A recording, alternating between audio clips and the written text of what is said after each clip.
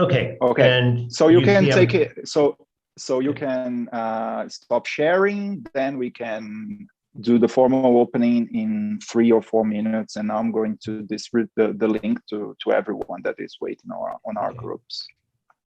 Good. And also I'll send to you, and you can share with your personal contacts if you want. Good. Or something like that. So let me switch on. Hi Bruno. So I also sent you the specific YouTube link. Sorry, I was here and I had forgotten to switch on my camera. It's nice to meet you all. Good to see you, Bradson. Yeah, good to see you. Good to meet you. My pleasure. Hi, Bruno. Good to see you. Hello. So now I'm starting to send all the links.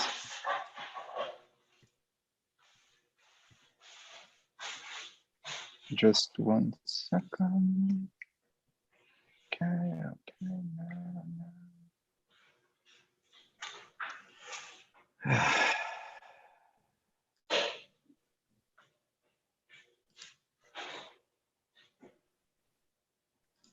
Where are you, Bradson? Are you in Brazil or you're still in the US? Yeah, I'm in Chicago.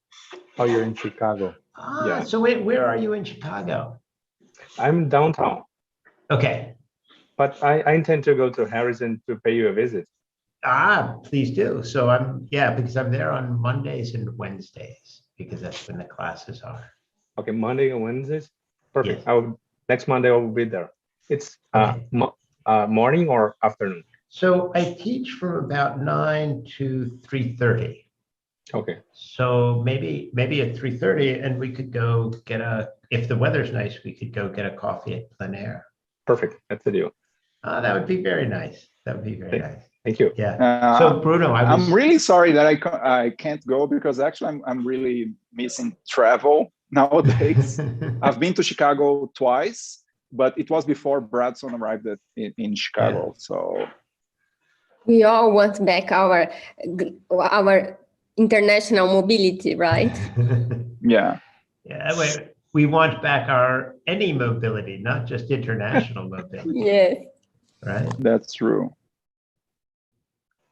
But at least we can, receive guests from overseas and all of that. Yeah. Every week we are receiving people here at our program, at our master's and PhD program. And also, I was meaning to give you a background on the project. This project started on the pandemic, obviously, and so my classes on the master's and PhD are focusing on philosophical reference systems, which includes, for example, law and economics, and also, language theory applied to law, and also systems theory of Niklas Luhmann. And then we apply to different problems. That's the main concept over there. And we try to address, for example, the new forms of economic, new digital forms, new institutes, new applications, and all of that. So for example, this semester, we have roughly 9 topics. They have to present a seminar, and then they have to do an article of that. So we have 9 topics on NFTs, a couple of ones relating to drone delivery and so forth. So you can understand that we try to, take really current topics that don't have anything written about, and try to have them use one of those reference systems in order to understand this problem from a legal perspective. Okay. So it's really, they make the materials, they make the presentation. So it's really interesting. And I believe that we are having success with this methodology. Good. Yeah. And just 1 second, and I think we can begin. Everyone is already. So first, I'll make a speech in Portuguese, then I'll start speaking in English. Then I'll give Then Suelen can start mediating, calling you, Professor Coleman, first, Okay. then Bruno. Okay. Then we will open the floor. Bradson will talk, I will talk, Suelen will talk, and then we do a great debate for sure. Okay.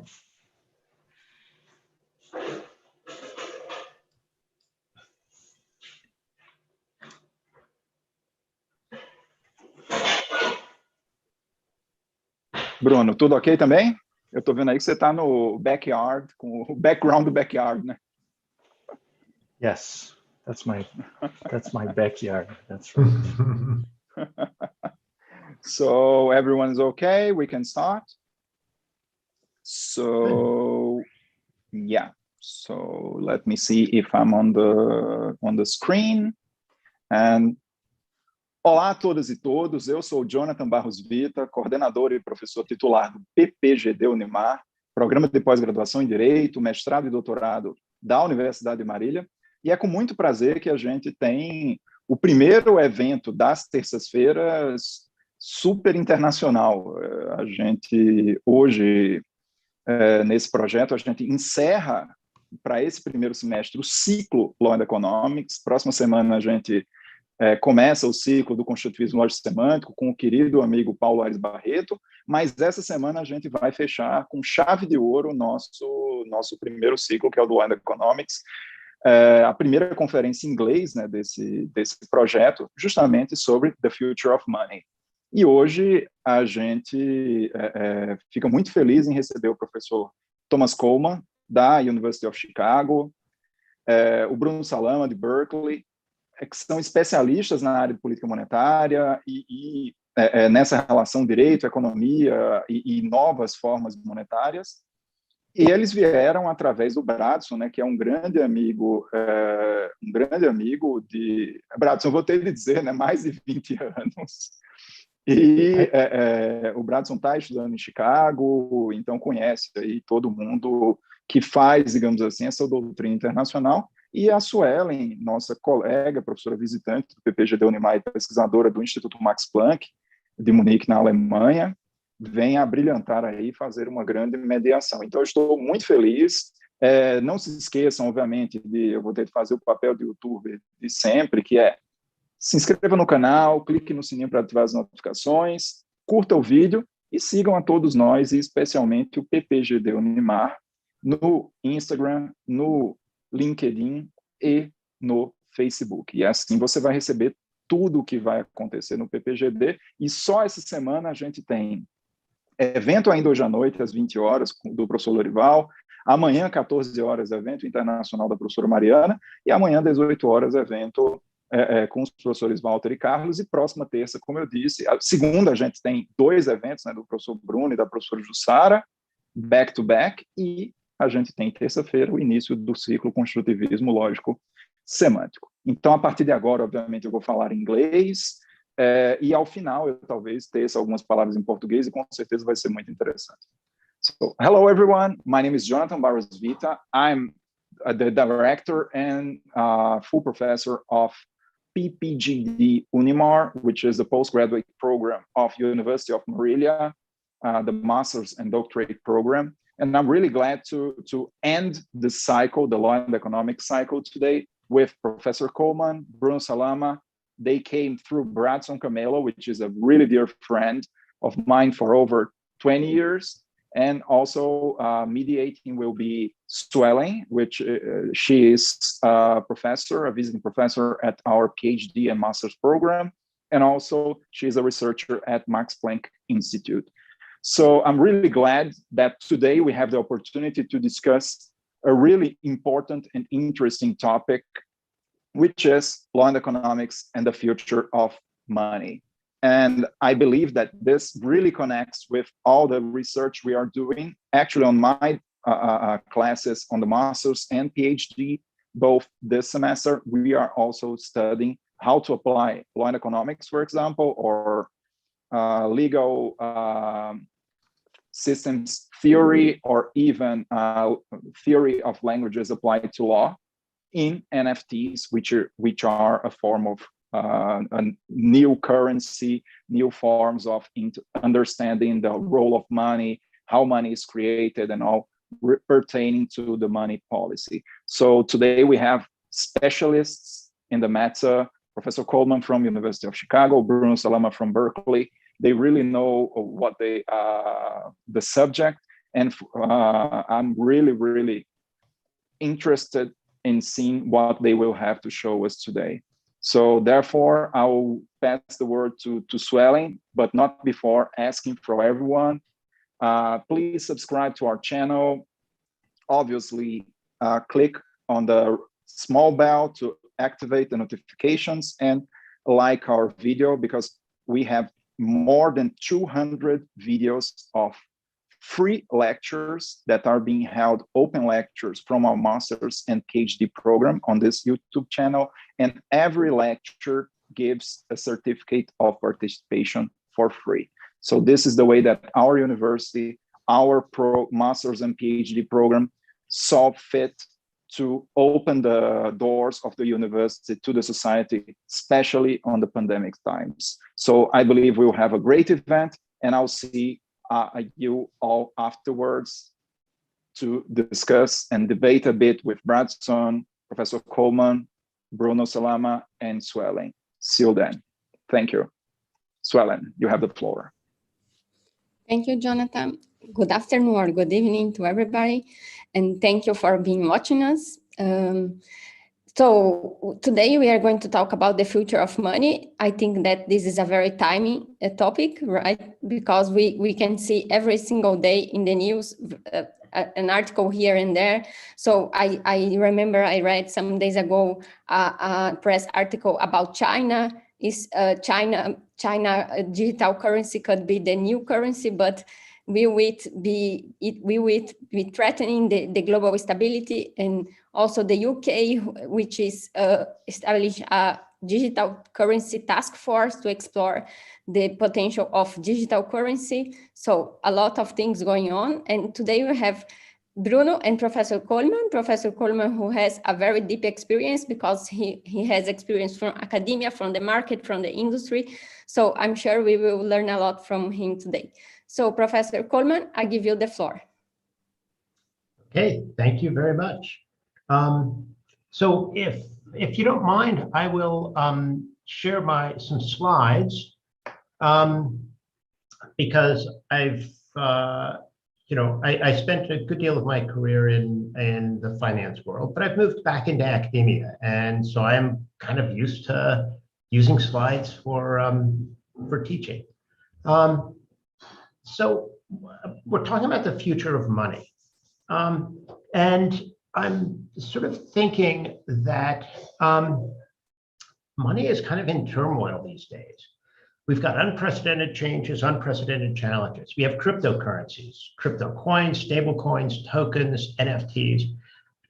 We have central bank digital currencies. The Bahamas introduced the sand dollar in October, just a few months ago. China's digital currency is testing. There's a task force in the UK. All of these things are really giving unprecedented changes in payment systems, in money. But there's also the standard monetary tools and the theories that we've relied on sort of, in a sense, seem to be failing.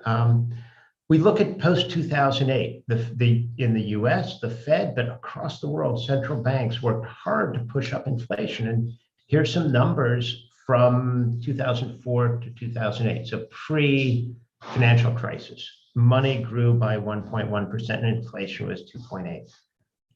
Post the 4 years afterwards, money grew substantially faster and yet inflation was low. So they worked hard to get inflation, and all we had was this low and stable inflation. So that kind of does come to what is the future of money. And I was tempted to discuss sort of the new and the fun technology, blockchain, cryptocurrencies, smart contracts, and I hope somebody will, and we will talk about that. But others do that, and they do that better than I do. So here's a couple links. The Economist had just this past week a special report on cryptocurrencies and digital central bank digital currencies. So I'm going to discuss, well, possibly boring, but I think really fundamental issues of what is money? Why do we use money? But most importantly, what anchors a money's value? Okay, what is it that sets the value of money? And from these, I hope I can see, and I hope we can all see a little more clearly into the future of money.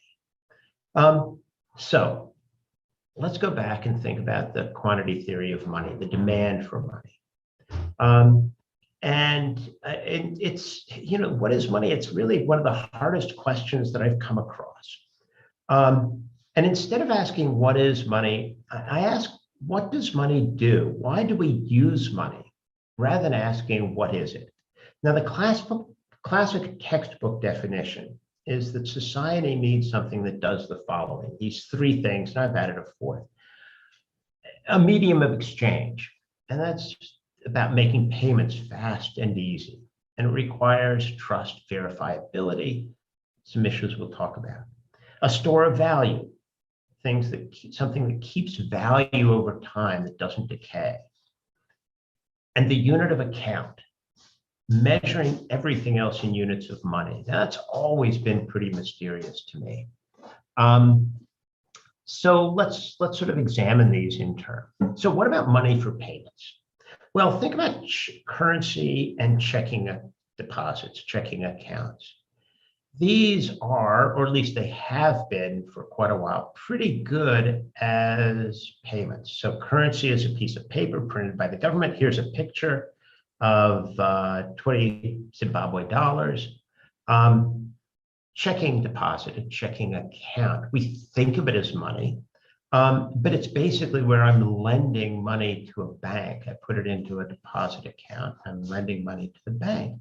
Now, both of these work pretty well to make it easy to transfer, to trust, verifiability. Think about in the 1920s, when many transactions were face-to-face. The currency was really useful, pieces of paper which were hard to duplicate. They were, pretty reliable, pretty easy to verify. Nowadays, when we're buying and selling a lot of things electronically, bank deposits maybe work better than currency. Both of these work pretty well for payments. Now, historically, gold was often used. It's not perfect for payments, it was somewhat heavy and cumbersome. But, listen, gold was better than Sweden. So Sweden actually they used copper as a currency. Their largest coin was 20 kilos, which is, a little piece of history. So where does that take us in terms of thinking about the future of payments? Well, central bank digital currencies, cryptocurrencies, I think these things could really transform payment technology. And I think I understand the future potential here. It's vastly improved levels of trust, certainty, verifiability because of blockchain and decentralized ledgers.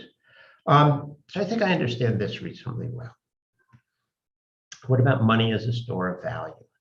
I think many people misunderstand that. I think a store of value means that it doesn't melt away. It's something that lasts over time. That's different than being a stable store of wealth, which we come to when talking about unit of account. So anyway, currency is pretty good at this. It lasts for a number of years. Gold is also good and doesn't rust.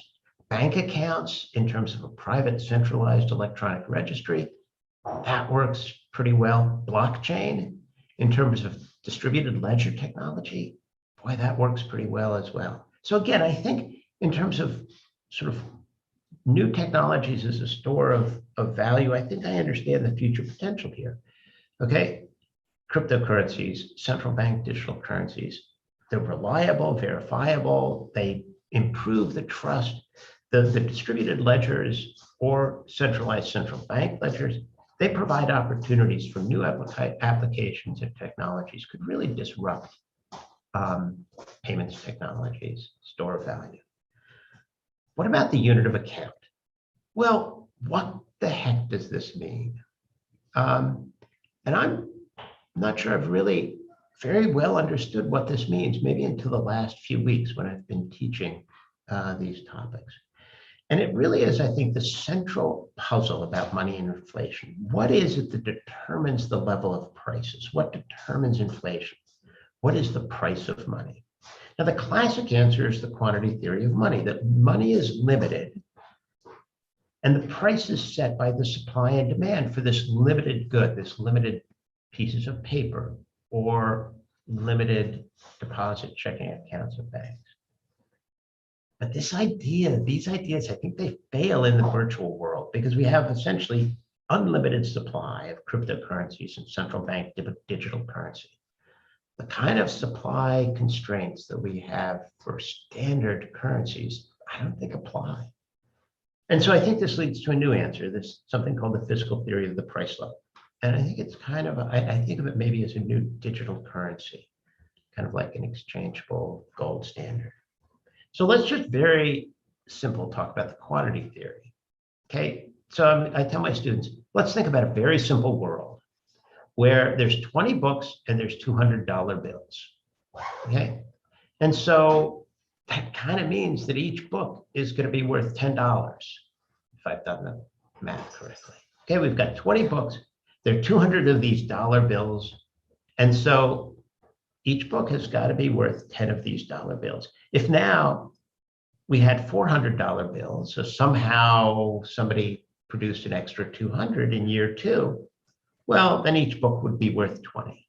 So it's kind of tying the price of these goods, which in this world is only books,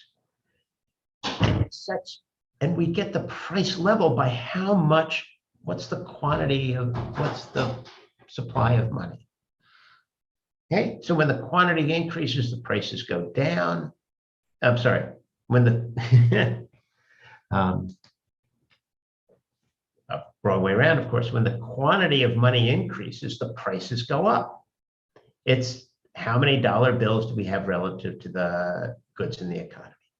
Okay, it's a very simplified view of the world, but it's not wrong.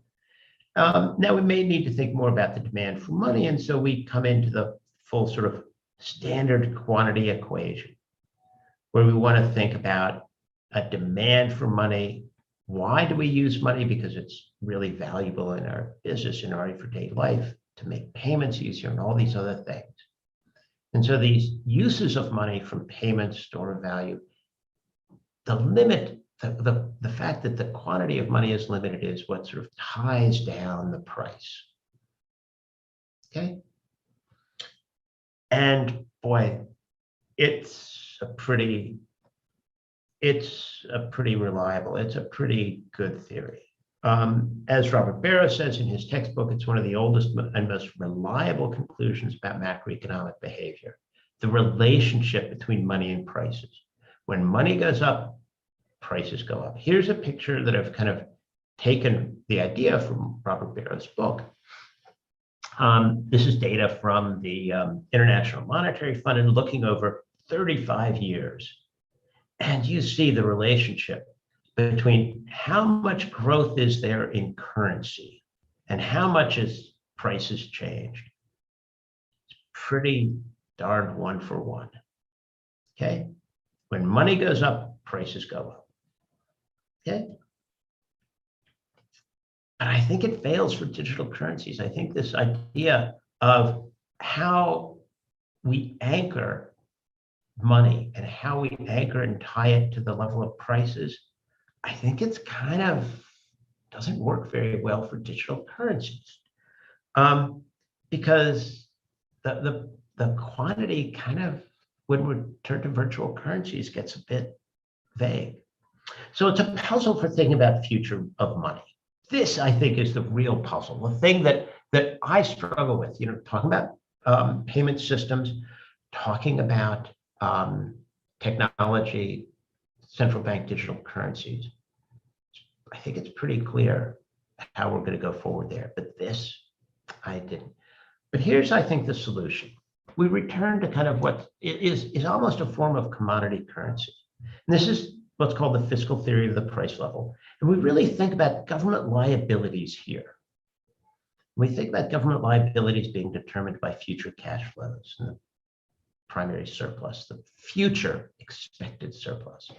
So Lee, you're going to interrupt me, right? And tell me when how much time I have, right? I think another 5 or 7 minutes is that. But in this theory, money has value because it's convertible to the commodity of government bonds. Okay, so I think this fiscal theory solves some puzzles. It thinks about why inflation was low post 2008, but in particular relevant to today, it talks about what is money and how do we anchor and tie down money in today's electronic and cyber world. It also helps with some older puzzles, for example, the end of German hyperinflation. So this theory, it extends and supplements the quantity theory. It's a result of work by some prominent economists. You know, I am thinking about this theory, but I don't claim to be a developer. Eric Leeper, John Cochrane, Chris Sims, Thomas Sargent, some well-known names in macro and monetary economics. I should emphasize it has no relation to this modern monetary theory. And so the fiscal theory is simply discounting future revenue. It's saying, what are the present liabilities of the government? The government liabilities are money plus bonds. Where do what gives that value? It's because you get future cash flows off of it from the primary surplus, the government paying back its obligations. Okay. And so I think this is the way we can think about tying money to a commodity of bonds. Think about an old commodity currency. Banks promised to redeem notes. So if a bank issued notes, pieces of paper, they promised to redeem those with gold, and the gold had intrinsic value. Here, I think we can sort of think about this maybe as a new commodity currency. The central bank, they issue out money, but they promise to redeem that money by handing over government bonds. And it's those government bonds, and those bonds pay future cash flows that we have to think about. What is the future surpluses that are going to pay back those bonds? And I think that's the way in a modern world going forward, a world of virtual currencies, that we think about this unit of account. We think about how does money get tied down? Okay, so there's some issues about the primary versus ordinary surplus that I would want to talk about in a more detailed. But I think let me just conclude and say that I think this fiscal theory of the price level, it deepens our understanding of monetary phenomenon. So there's some real interesting work that's been done by John Cochrane. He has a forthcoming book. I've written with Larry Cicle and Brian Oliver, something that's forthcoming this year from the CFA. But I think it really, to my mind, helps me to understand and solve this puzzle. Again, going back to the 3 characteristics and properties of money. Means payments, so using it in payments, I think we understand that pretty well. Store of value, the fact that it's kind of lasts over time. But this unit of account is the real thing that's puzzled me. And I think that this theory helps understand where we have been in the past with quantity theory of money and why that's worked in the past, but where we might go in the future of thinking about money and how, for example, US dollars are tied down and anchored by the value of US government bonds and debt obligations. Okay, so let me finish there and turn it back, Suelen, to you. Thank you, Professor Coleman. Thank you for being so strict to the time as well, but I'm sure you have more to contribute in later. So it's a very interesting proposal that you made. I remember I read an article, I think some months ago, about the commodity money And then they say that one of the problems is the logistic that can be very costly. So yes, and then this is a drawback, but it's interesting to think about this instead of thinking about digital currency, blockchain, and everything else. So it's a very interesting direction. So now I will give the floor to Bruno, and after that Bradson, and then we will have a discussion. Bruno, the floor is yours. Thank you. Do you hear me well, Suelen and everybody else? Yes. Okay. Let me start by thanking Bradson and Jonathan and Suelen for the opportunity to be here to talk about a very pressing topic, the future of money. Now, a seminar about the future of money suggests that money is about to change. Otherwise, there would be no reason to talk about its future. And yet, what exactly are we talking about here? What kind of change?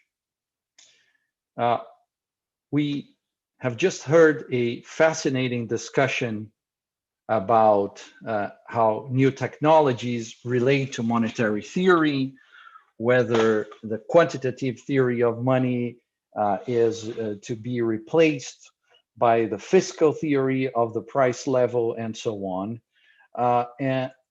And one of the things that discussion shows is that there are, of course, many ways to think about the future of money.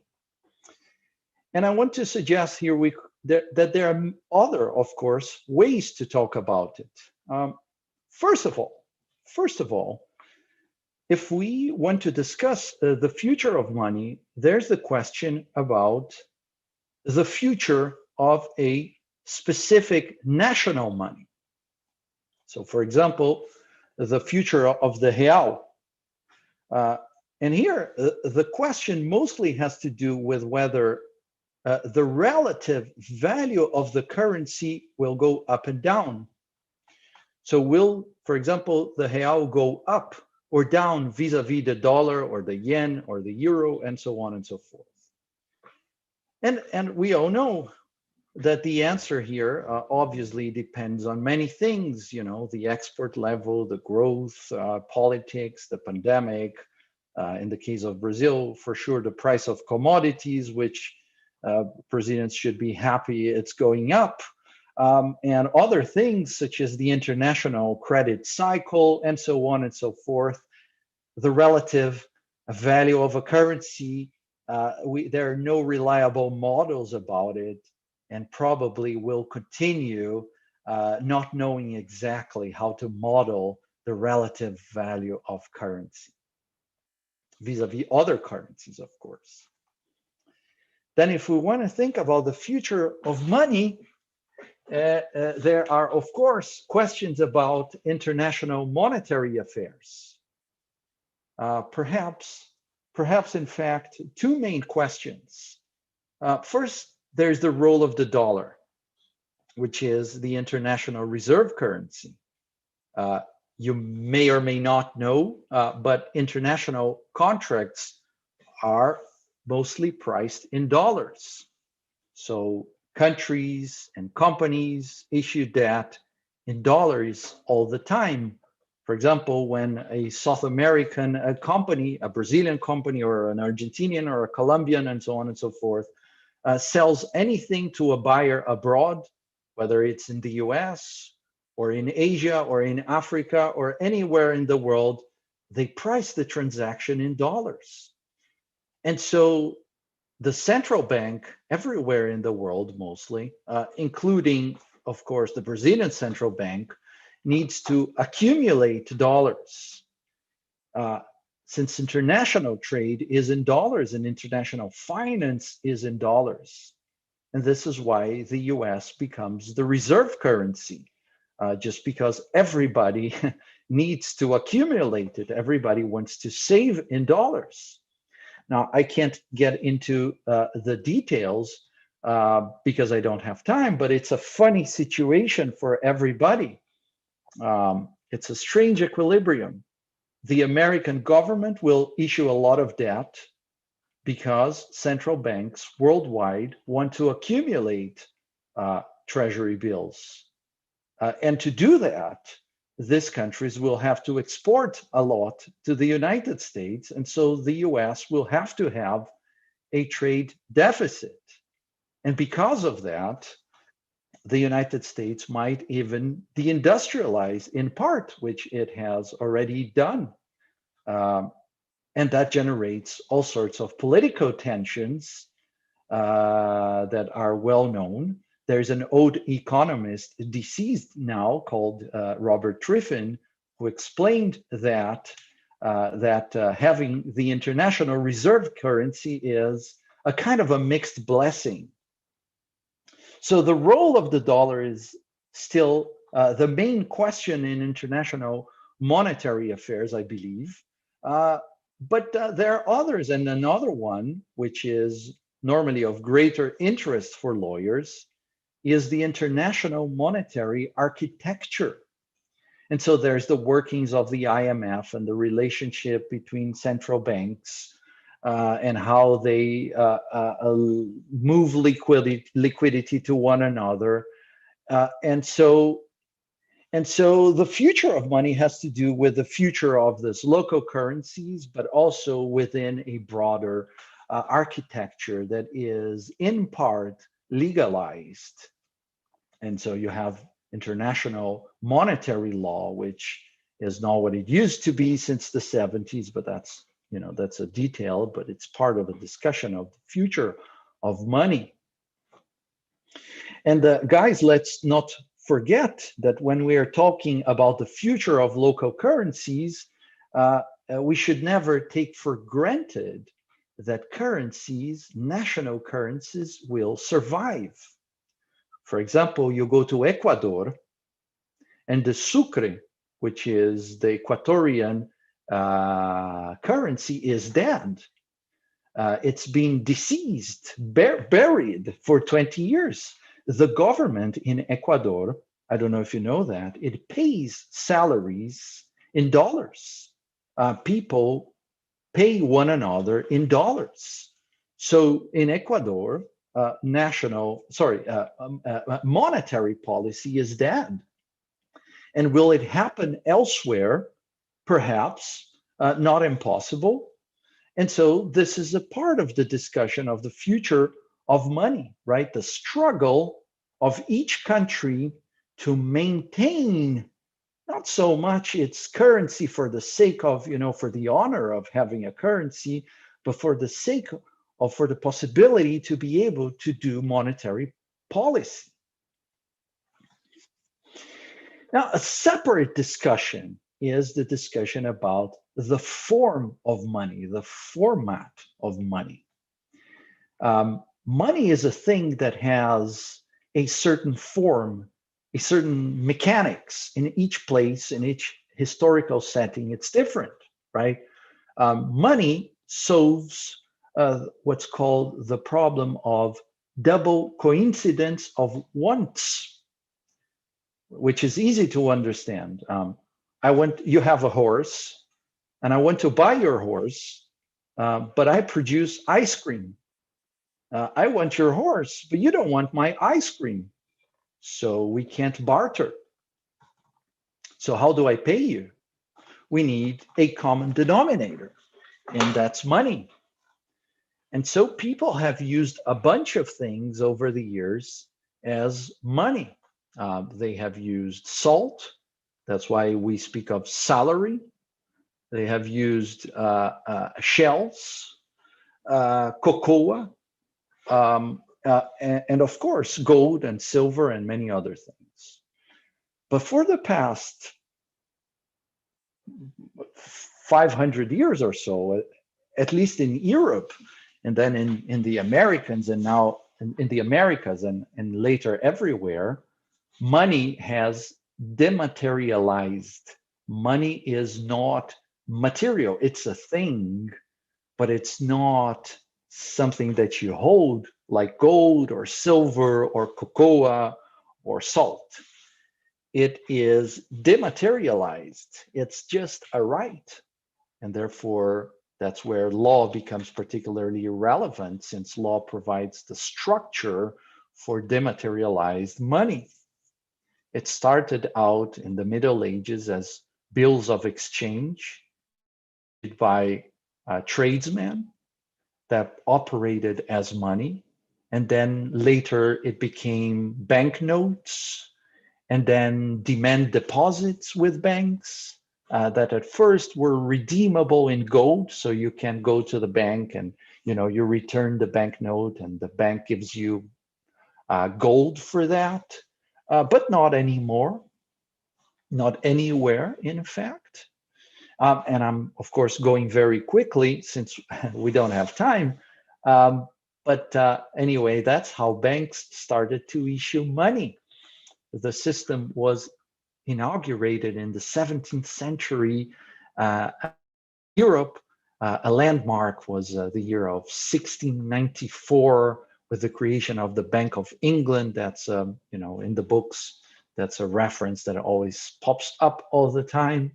And then that's where we started to have money as the thing that we know today, right? The dematerialized thing that we know today. And so money is this strange thing. It's a kind of a partnership between commercial banks and governments. The money is not issued by the government. People forget that very often. Students sometimes are surprised if I tell them, most of the money is not created by the government. Not in Brazil, not in the United States, basically nowhere. So who creates the money? Money is created by the banks.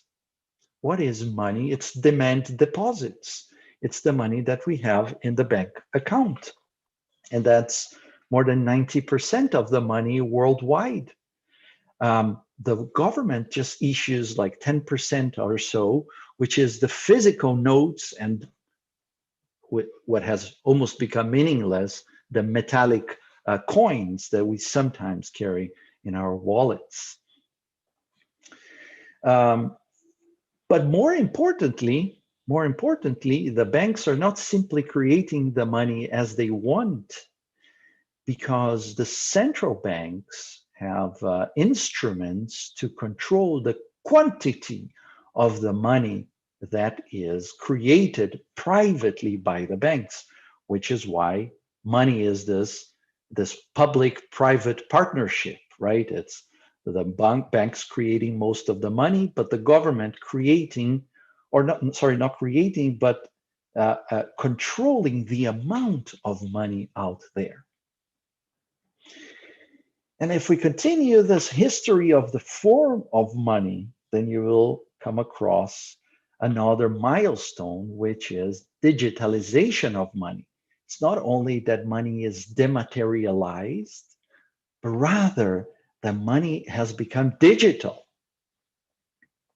And so when money became digital, somewhere in the 80s, let's say, or 90s, maybe a little earlier, I don't know exactly. These things are progressive, right? But a few decades ago, when computers became popular and money became digital, at first it seemed like nothing was changing. It's just a different means to do precisely the same thing. Account balances now are digital account balances, but it just seems like the same thing. It's a little more convenient. It's all in the internet. But then it started to change. And that's where we're now. We're in the middle of an avalanche. In the middle of an avalanche in the change in the form of money. There are new types of monetary and quasi-monetary instruments being created all the time. First, there is what's called electronic money or e-money. Bank deposits, the money that we have in the bank account, they are in some sense e-money, electronic money. because they're not the real deal. They're not fiat money. They are not the money created by the central bank. It's money created by the commercial bank. So it's electronic money. And in most countries, they are not legal tender, what we call curso legal, right? Curso legal is the term in Portuguese. But they're close enough and they operate as money in practice. Now, there are, for the past 10 years or so, there have been competing types of e-money. So in China, there is Alipay and WeChat. Nobody uses money anymore in China. Everything is paid through this mechanisms that operate based on electronic money. There is the very famous case in Kenya and a little less famous, but also prevalent in India of M-Pesa, and so on. And alongside e-money and electronic money, there is now another interesting technology that is changing the format of money, which is the blockchain.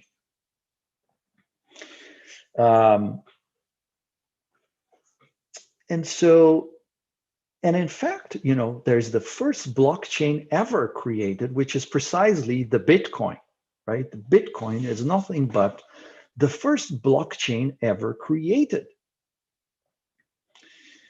And so what's so interesting about the Bitcoin? Well, there is something actually astonishing about the Bitcoin. The Bitcoin, what's special about the Bitcoin is not simply the technology, the blockchain, right? The technology for creating blockchain existed before the coming about of Bitcoins. What is special about Bitcoin is that there is this technology that permits two things that beforehand we didn't have. Now we can have digital money without an intermediary. You see, digital money is easily created, but then there's this problem, what the textbooks call the problem of double spending. How do you guarantee that the same monetary unit will not be spent twice? Today, the way we do that is by making an intermediary liable to control and manage the currency. Thus, we have banks. So, I have 100 reais in my account, say at Itaú, right? And I pay 10 reais to Bradson, okay? Meaning that I should now have 90. If I have less than 90, I'm going to sue the bank. So the bank better develop very good mechanisms to control the use of this digital units, right? But with Bitcoin, what you can have is a digital unit of account, which is the Bitcoin, right? That can operate as money without the intermediary, because in the blockchain, what you have is this decentralized web of computers. And so if I want to pay Bradson, simply it's going to be a direct transfer inside the blockchain that the computer scientists tell us is perfectly safe, because it has to be validated by all of the other members of this blockchain. And so it can't be hacked. Now, some governments are creating their own cryptos. There is the small story and the big story. The small story is the city coins. It's programmable quasi-money, right? Issued by cities. Many cities have them. Vienna has it, Seoul has it, Tel Aviv has it, and Niterói in Rio de Janeiro is going to create its city coin. But that's, that's just a detail. When it comes to state-sponsored initiatives with money, the big story is, of course, the central bank digital currencies. Because if people migrate to private currencies, whether it's Bitcoins or another cryptocurrencies, then the governments might lose the thing that they cherish the most when it comes to money, which is their ability to do monetary policy. So governments are considering creating their own digital money that will be legal tender. Okay, so it's the real deal. It's fiat money, like the money we carry in our wallets, except it's digital. And we can talk more about that in Q&A.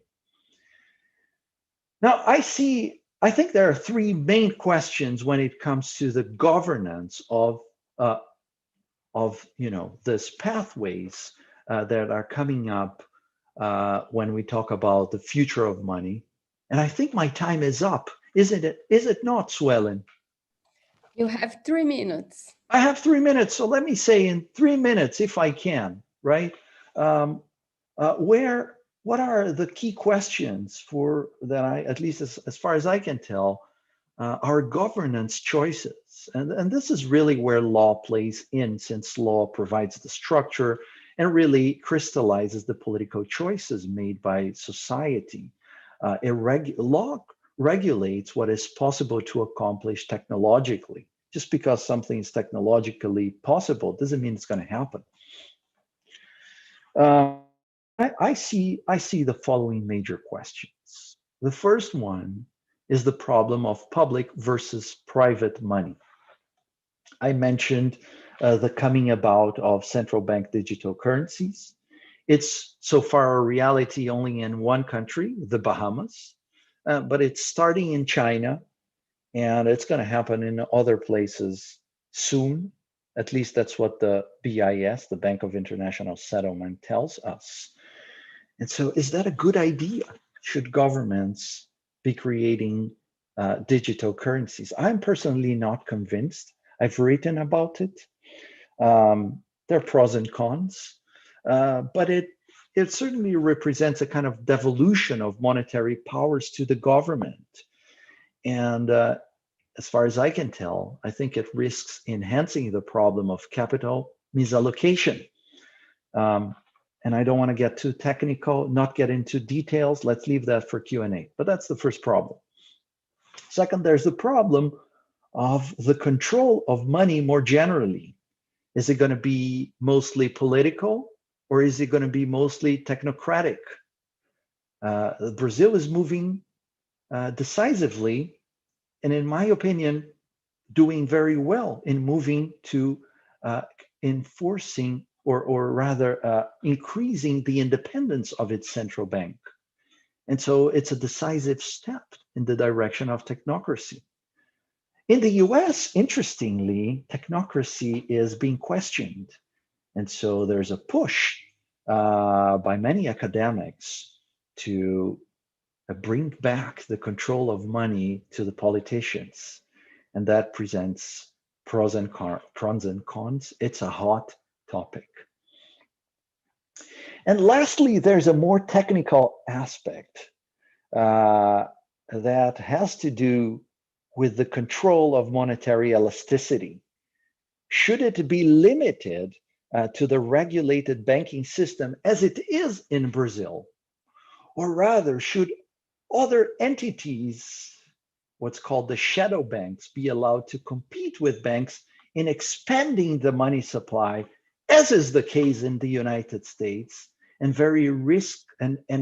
that's a major risk, because that's where really the system blew up in 2008, the last time there was a major crisis here in the US. So I'm going to stop here and leave some time for Q&A so we can investigate and dig a little more into these questions if there's time.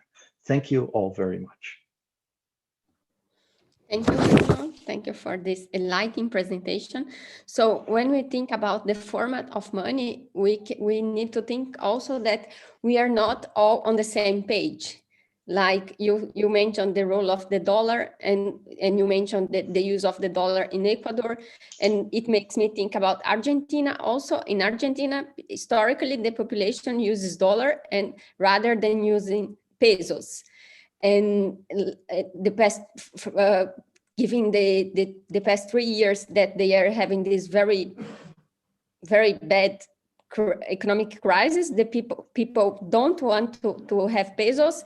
And then now with the pandemics, the government think about a way to block the access to dollars. But then someone has told it's not possible just to de-dollarize the mentality of a population who always prefer dollars.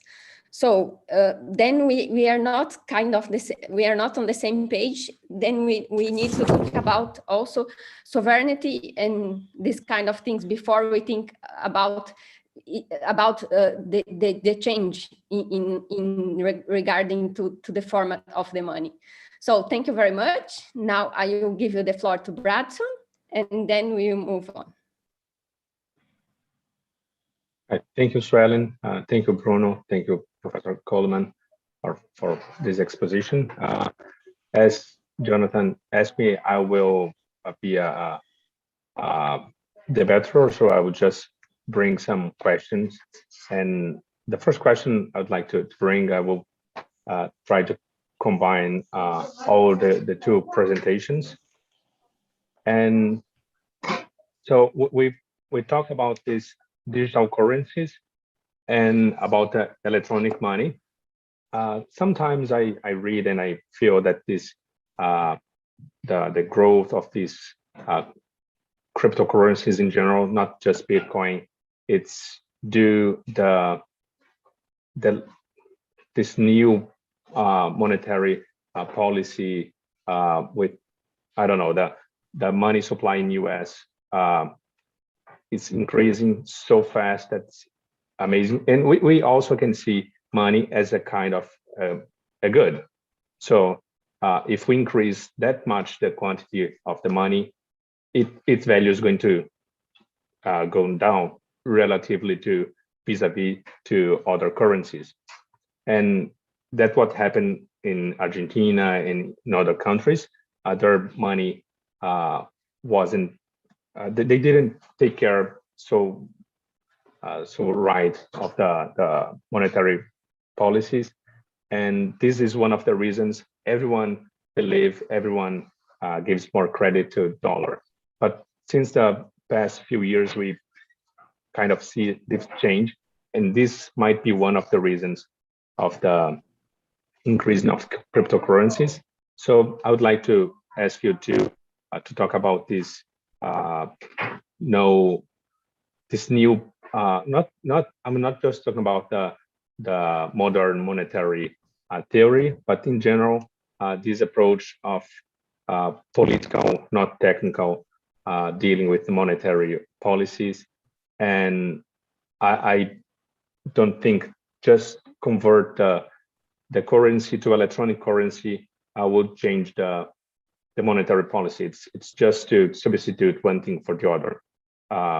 Maybe, and that's the point I would like you to talk a little, it's do you see the growing of cryptocurrencies related to this new approach of monetary policies or not? Or do you think it's uncorrelated?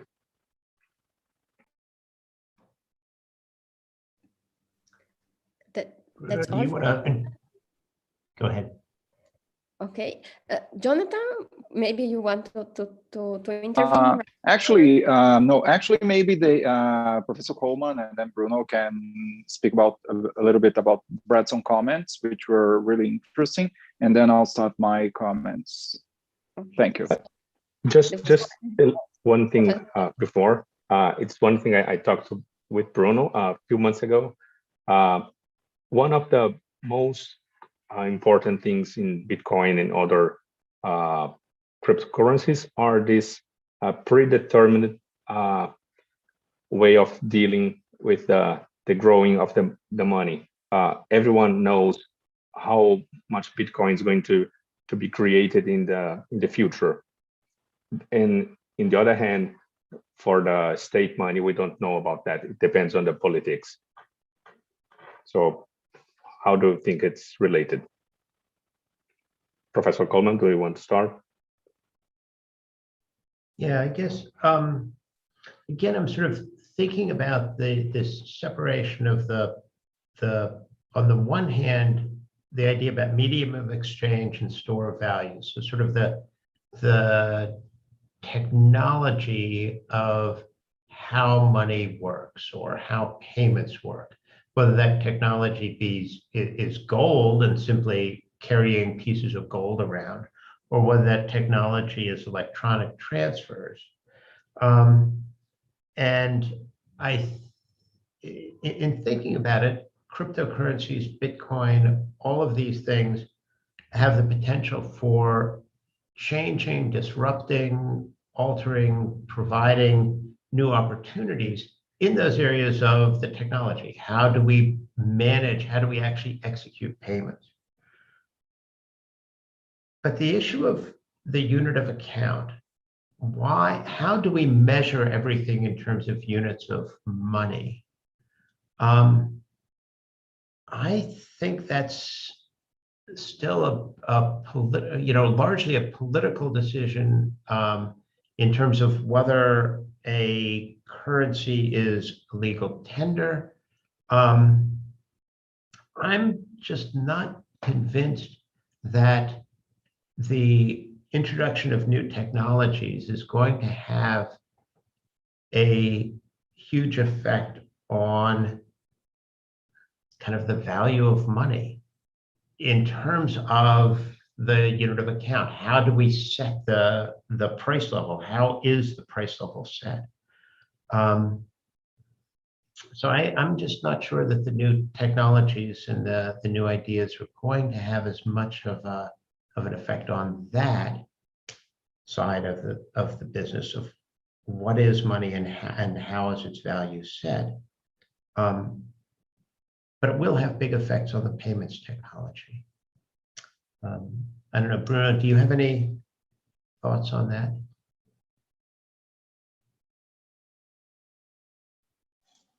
Well, I think there are two questions here. One is this sprint of major monetary expansion here in the US is a offspring of this idea of secular stagnation that has regained traction, and a lot of people still think that there is a chronic lack of demand in the American economy that justifies printing of money, and that's the free lunch that will not cause inflation and not cause major harm to the dollar. But the other question that speaks to what we're discussing here is whether a change in technology is just a change in technology that is kind of inconsequential, sort of. It's the same as it's always been, but just with a different technology. I think there is I'm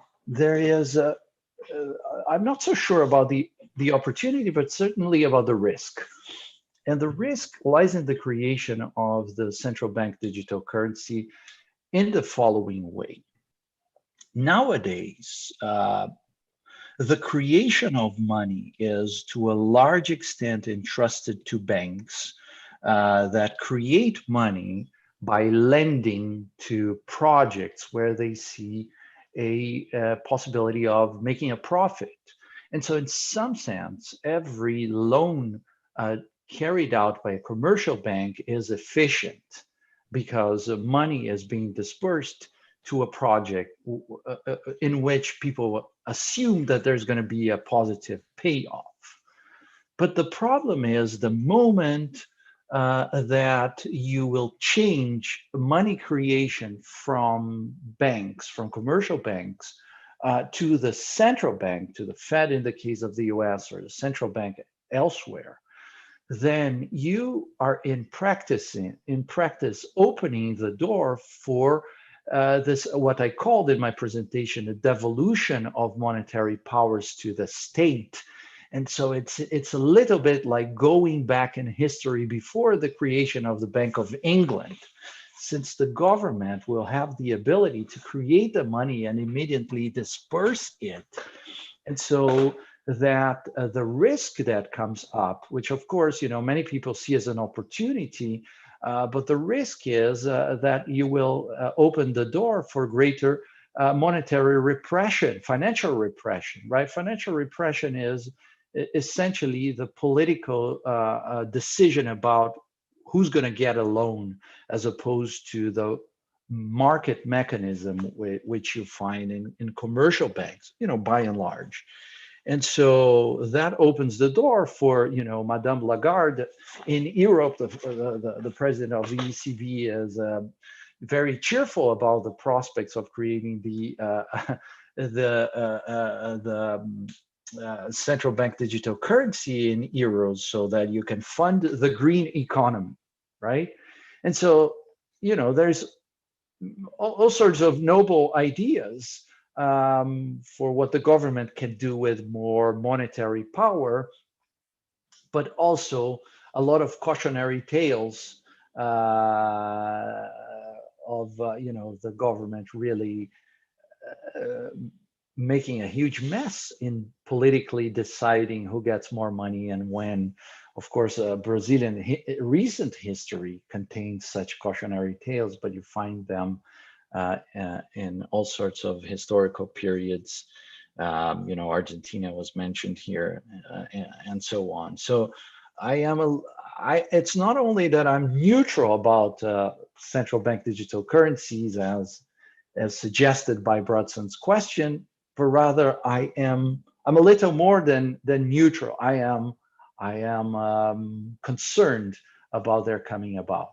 Not to mention, of course, the privacy questions, because once you have central bank digital currency, then you're going to have, the next step is to have programmable money, and so the government can not only trace where people are spending their money, but can also regulate.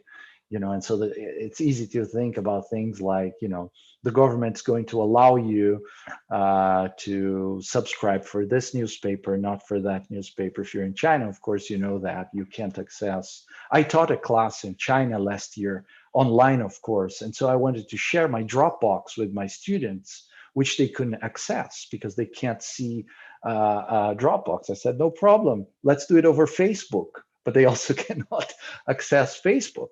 And so programmable money is just another step in empowering governments worldwide. I'm not talking about the Chinese government here. I'm talking about governments worldwide to increase the extent to which they have the means to apply power. There's pros and cons, but there's certainly risks.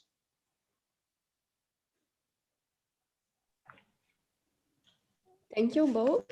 Bradson, do you want to make another comment or question? Bradson? Do you want to comment on Professor Coleman and Bruno's? I think we can move forward, Suelen, so I can make some pointers, because I cannot contain myself. Actually, I have to make a disclaimer here because I didn't make it before, and do some self-marketing, actually. I have a book in Portuguese, which is called Taxation of Foreign Exchange. And actually, taxation and foreign exchange. And this actually was my master's thesis. And it was really interesting to understand the role of money and understand of exchange of money.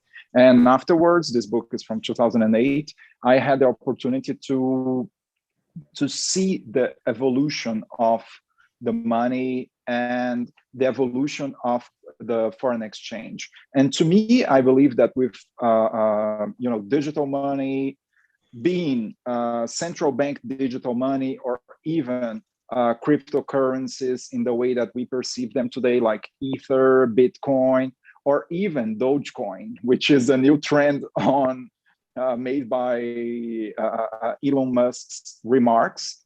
I believe that we have many interesting topics that can discuss the regulation of money by central banks, as said by Bruno, the curso forçado, which means the forced use of money, and also the legal use of money. And I believe this is really interesting topic of understanding the new role of money on this society.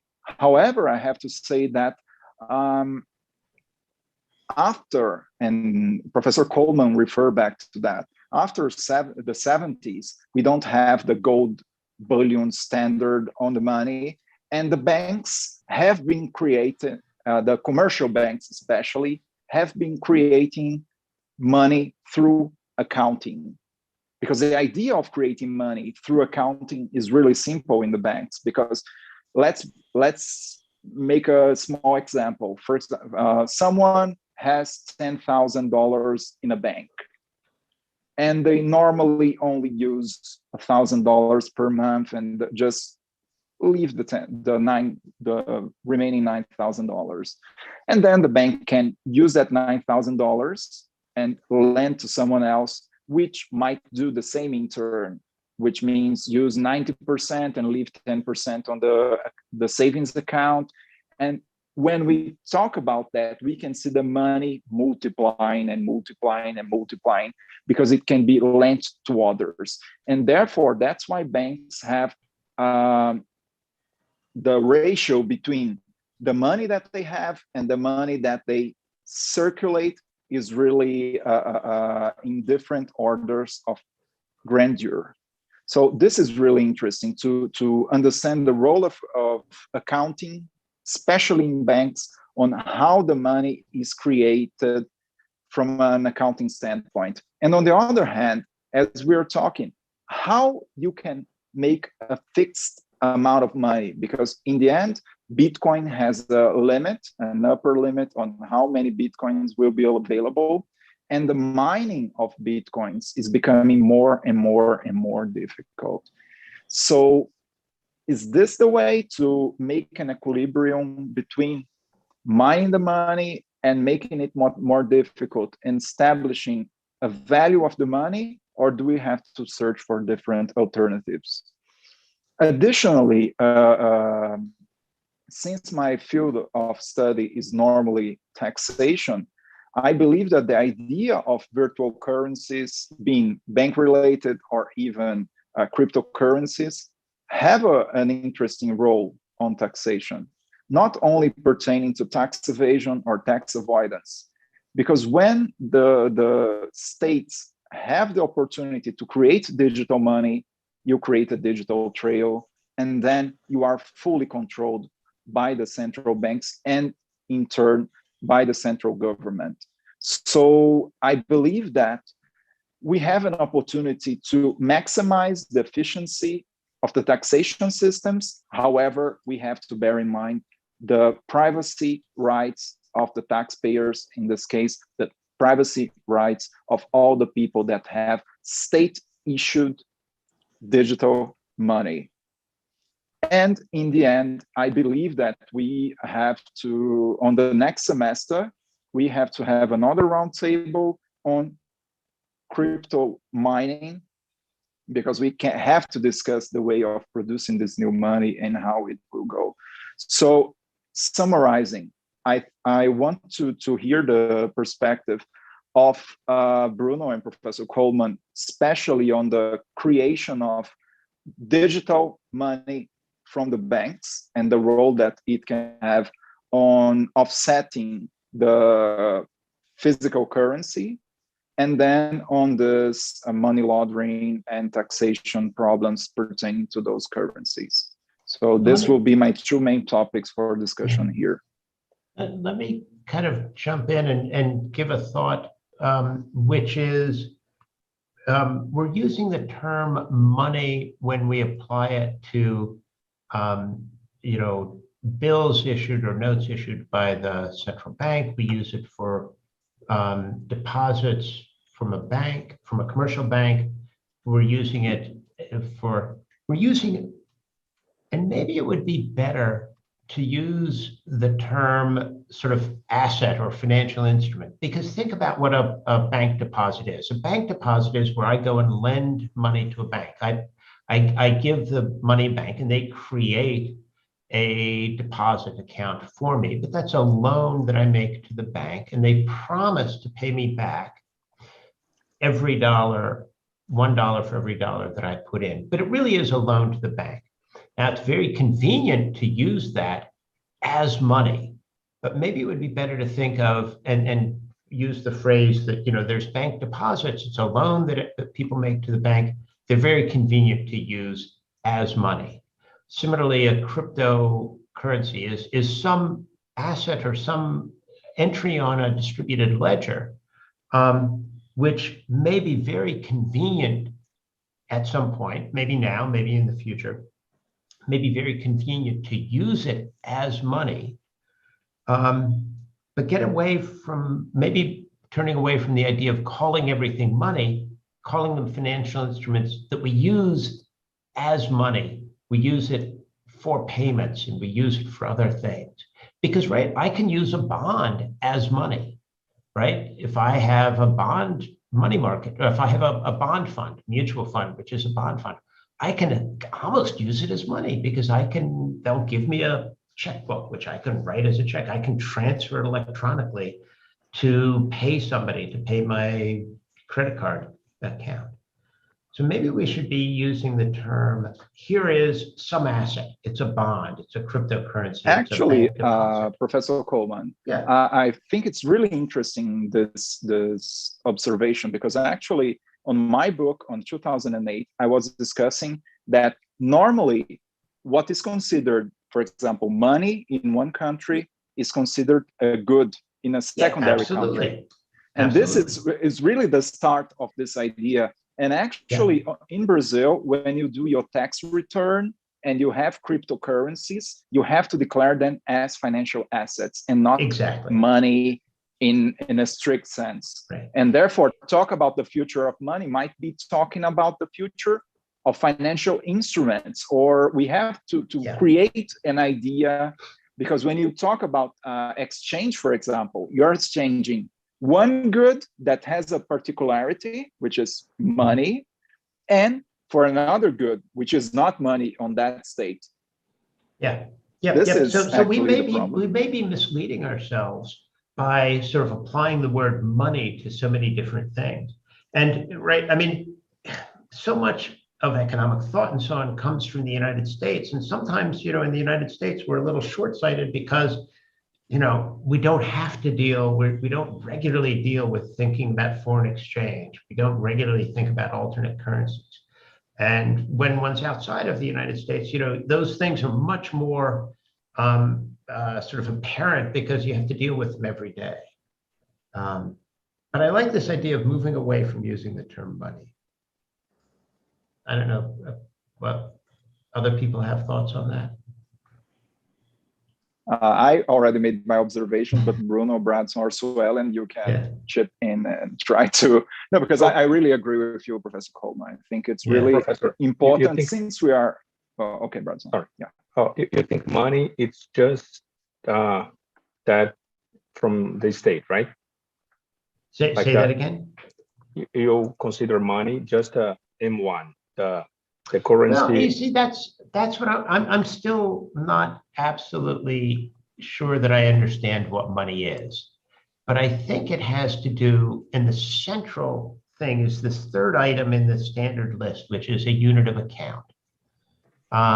And it's just so necessary and so important to be able to talk about all other goods priced in this thing that we call money. Dollar bills in the US, right? And so how is that value set? How is the value of a dollar bill relative to these other goods, books in the simple example I had, but cars and computers in our real world? How is that value set? That may be the kind of the central question that we're struggling with. And also the legal system creates problems pertaining to that, because the legal system, in the end, what it makes a forced assumption of value and makes all the contracts and all legal transactions based on a single and normally one currency. Accounting standards, for example, have some problems pertaining to that. I don't remember the number of the IFRS standard, but they have one pertaining to the balance sheet currency, proper currency, and they have to evaluate all assets from an international, multinational conglomerate on a fixed term of monetary standard. And I think this is maybe the way to go, because cryptocurrencies in general, they have a perceived value. However, the compensation in the system is really slow. And also you don't have fixed exchange rates. You have multiple actors on that, and this creates really major problems. Yeah. Bruno? Well, there's the question of what is money is for one who teaches monetary law, a difficult one and a very ancient one. Is money just the product of the convention, or is money the product of the law, or is it a combination of both? And the answer really depends on the standpoint, I believe. A pure state theory of money, as was famously proposed 100 and something years ago, is plainly wrong, since bank deposits are created privately, and they certainly operate as money, even if they are not legal tender. But what is sometimes called an institutional theory of money that takes into account the fact that the government controls the amount of money with its central banks is, to me, a very reasonable proposition. And even bank deposits, if you look in the literature, sometimes they are referred to as monetary substitutes, precisely to take into account the concerns espoused by Thomas just now. And this is one of the questions that make it fun to teach and to think about monetary topics. Makes it fun, but it also makes it challenging. That's right. Yeah. And I think that maybe the future also lies in the idea that money, or whatever we call, we have to be really looking forward on how the role of this into criminal law, into tax law, into different realms of the law also, not only the regulation of financial instruments, or not even monetary policy law in this extent, because we have so many things that are bouncing around. And when we think about, for example, back-to-back operations using cryptocurrencies, which is really common today. So you are in the United States, you want to buy something in Europe, instead of doing the exchange from dollars to euros and have a small percentage go into the bank, you might buy cryptocurrency and then convert back from cryptocurrency to euros, for example. And then you have a backup system in avoiding the use of banks in a stricter sense. And that's why I think the monetary authorities will start, as China did, as Sweden did, to try and create more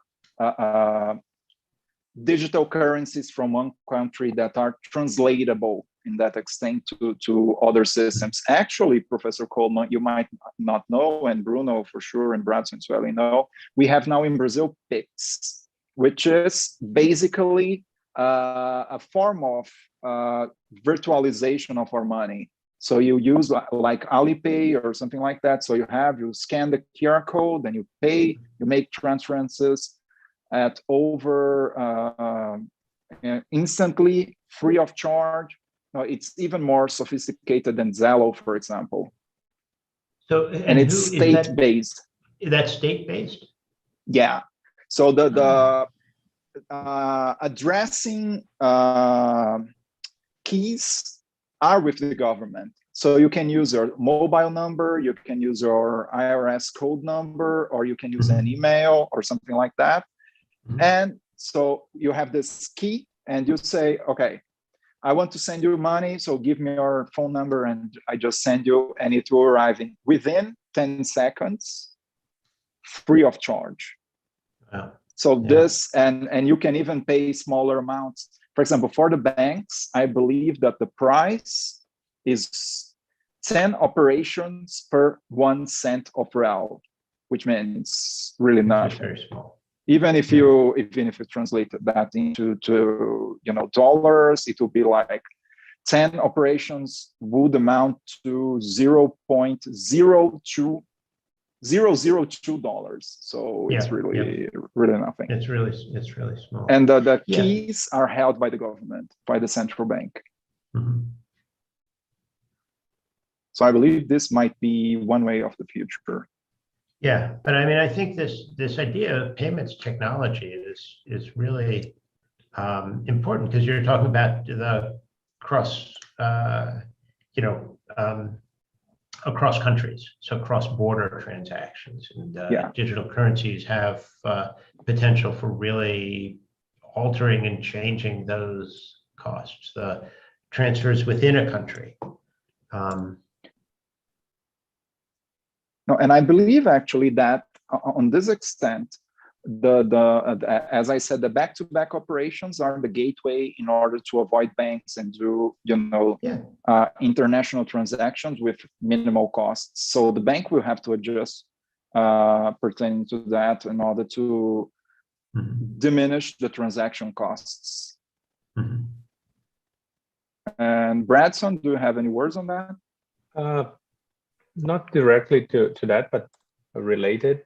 I would like to know Professor Coleman and Bruno opinion about why does the state in general are so against cryptocurrencies, even if it, as Professor Coleman said, we have several other assets that's common in our economy.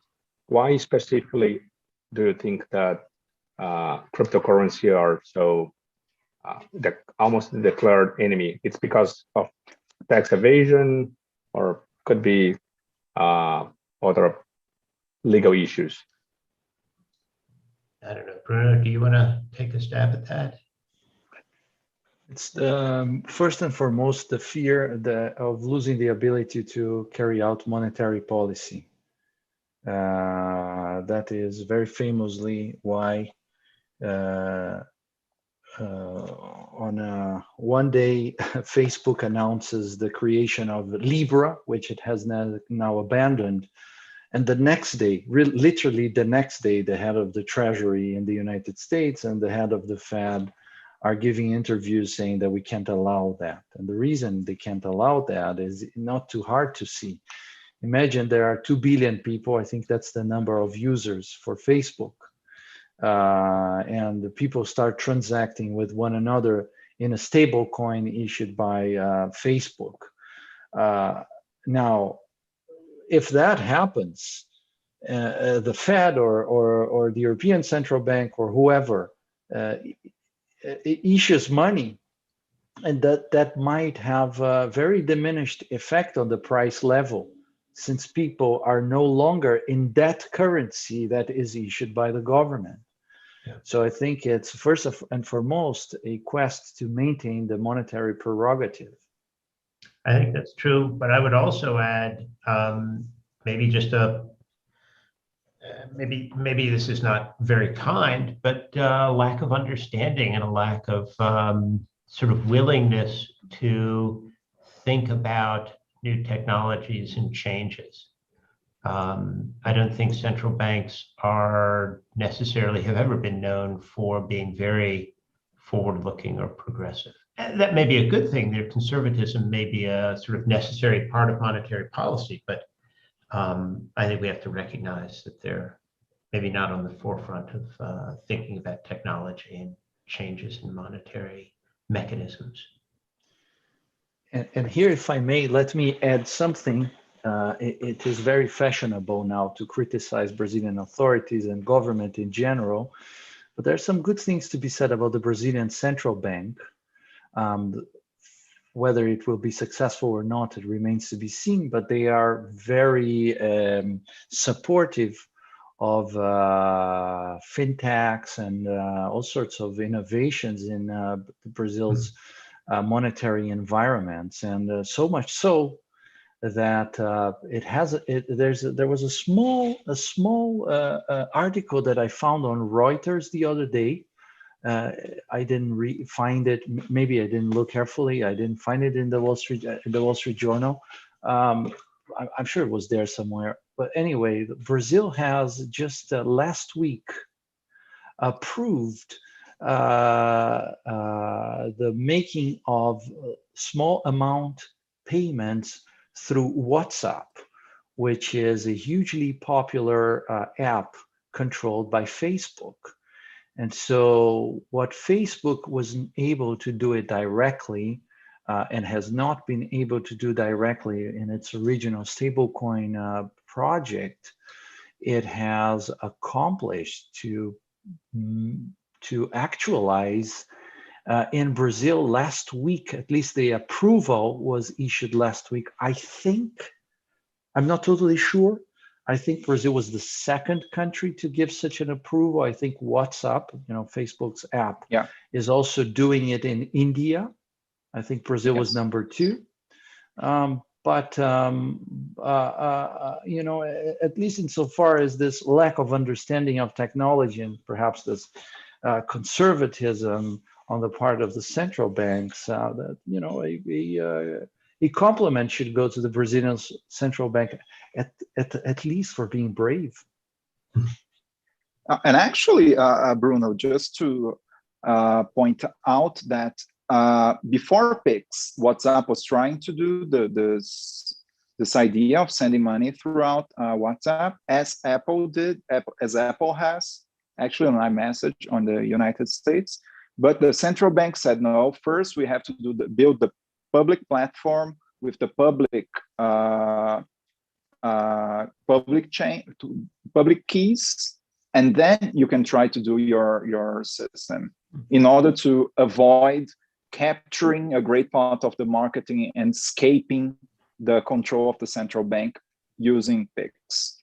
So actually they tried to do it, then they were barred by the central bank, and then after the central bank made Pix available and public and free, that's when they allowed Facebook to use it, and they did through Cicle, which is one of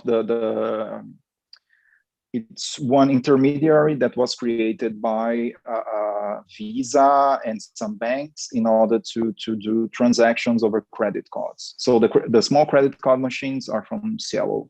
So I believe that it's really an important point, and see how it's going to move forward. As Brazil also did the open banking concept, in which there will be a free flow of information from one bank to the other pertaining the index of,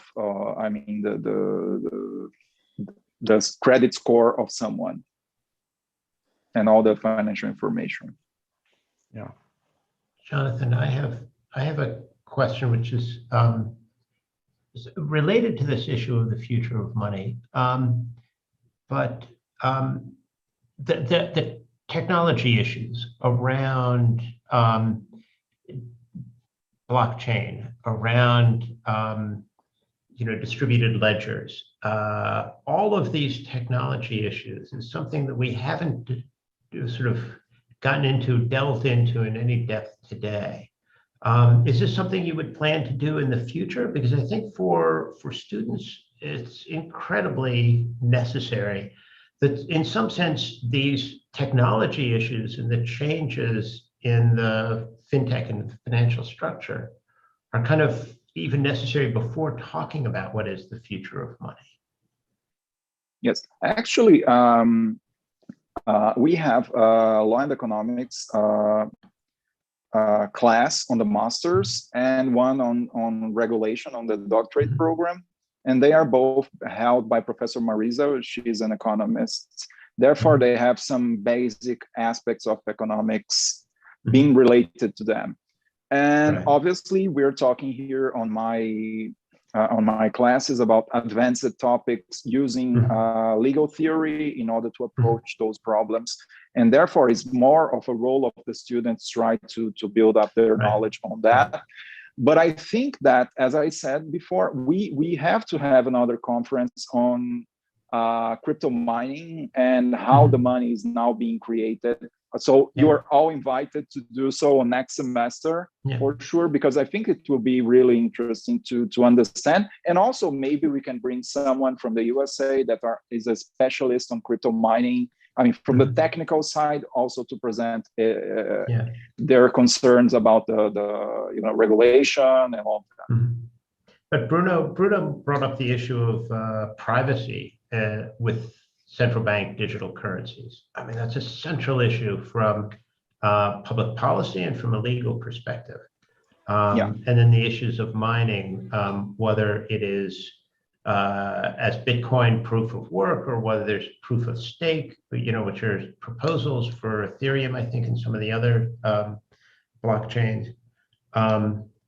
Those are just such important technical issues, but those technical issues are going to drive a lot of the future developments.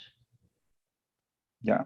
No, and just to conclude this point, actually, as I was stating, the problem of imagine when the central bank has a digital currency and have the keys to the kingdom of everyone, and then they give that to the Brazilian IRS or anything like that.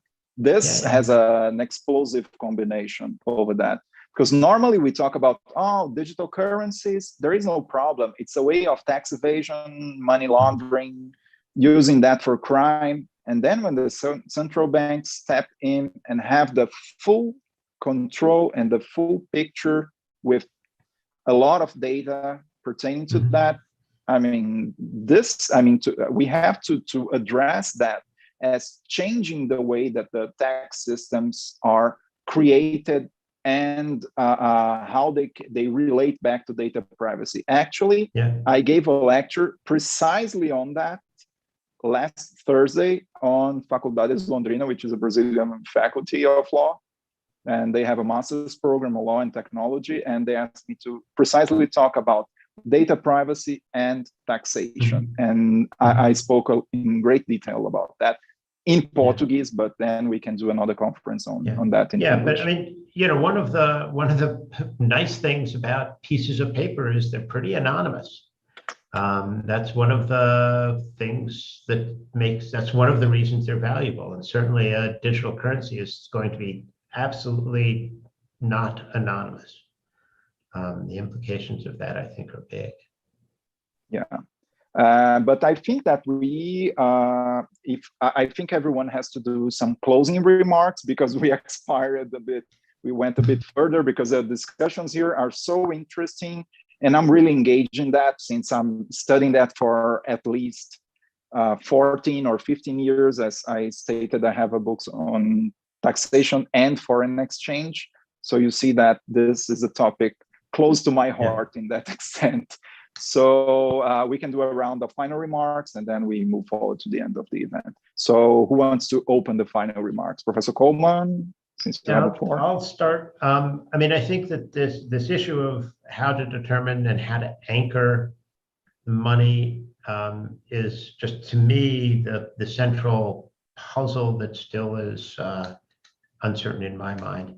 Interestingly, I think going back to the Middle Ages, looking back at the 1300s, 1400s, 1500s, where there were many different currencies across Europe with relatively small political units, might be an interesting way of understanding where we might be moving with multiple currencies.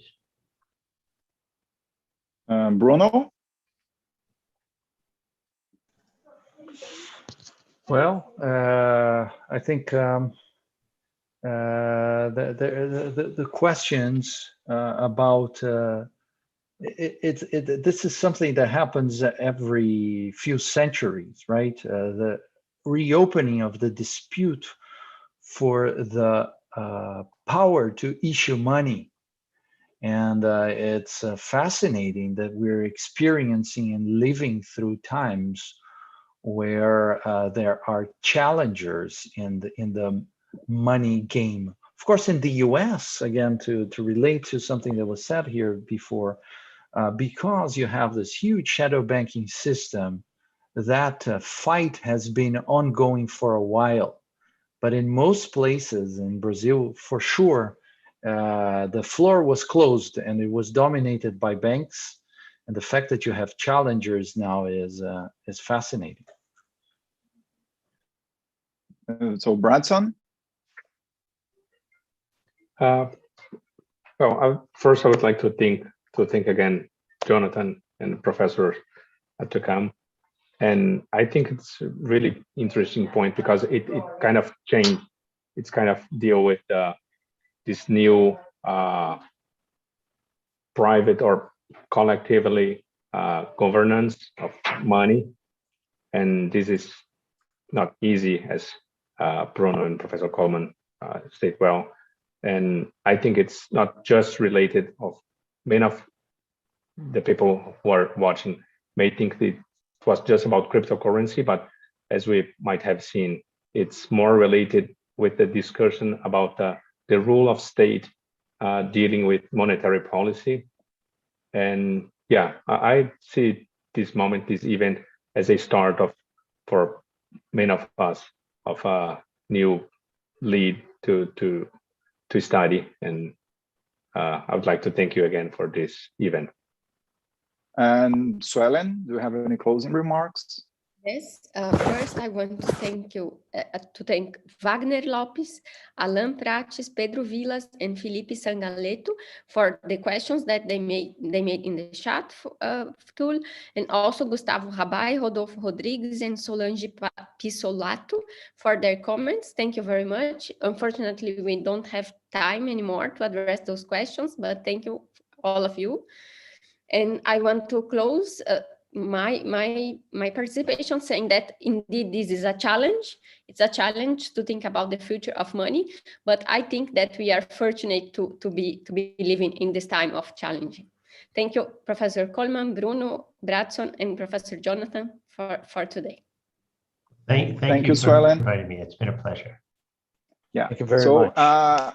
Yes, I have to close now the event. So I believe that we had a really successful event, and I think that we have many more sessions in order to discuss that. As I said, next semester for sure we'll have a new roundtable on economics and the future of money. However, from a different perspective, but I hope everyone can also join on this debate. Hopefully, next year we can do it not only on the internet, however, in person, maybe in the USA or wherever the idea takes us. And I think that we have many interesting different points of view since our backgrounds are different. And I believe that this is really what made our event today very rich. And also, I think that we have to discuss on a later date, even the idea of free riding or even rent seeking by the central governments or even by the banks in not allowing, for example, that back-to-back operations. And we have many different economic concepts that can be applied to that. And also relate this idea of the future of money or the future of financial instruments, equivalents to money in tax law, in data privacy, in penal law, and in many different environments. So thank you all for attending here today, Professor Coleman, Bruno, that were brought by the hand of Bradson, who made also very interesting comments, and also Suelen for being the moderator of this event. And now I'll speak in Portuguese just to greet everyone in Portuguese, and then we'll close out our event. So thank you, everyone. Bem, obrigado a todos. Acho que o evento de hoje foi muito interessante. A gente vai ter a oportunidade de, em um futuro próximo, sem dúvida nenhuma, continuar a discutir esses temas. E eu vejo que essa ideia do futuro do dinheiro, ou o futuro dos instrumentos financeiros equivalentes a dinheiro, como disse o professor Thomas Coleman, é uma discussão que, e como a Suelen disse agora, a gente está no meio da discussão e a gente tem muito para aprender nesse campo e tentar criar e estar no momento certo para criar doutrina durante esses acontecimentos. Então, eu acho que a gente tem uma oportunidade de ouro e acho que os nossos alunos do PPG do Unimar e todos aqueles que sempre estão aqui acompanhando a gente pelo canal tiveram essa oportunidade. Então, nos vemos daqui a 15 minutos para o evento do professor Lorival e eu vou encerrando a transmissão por aqui e obrigado a todos pela audiência.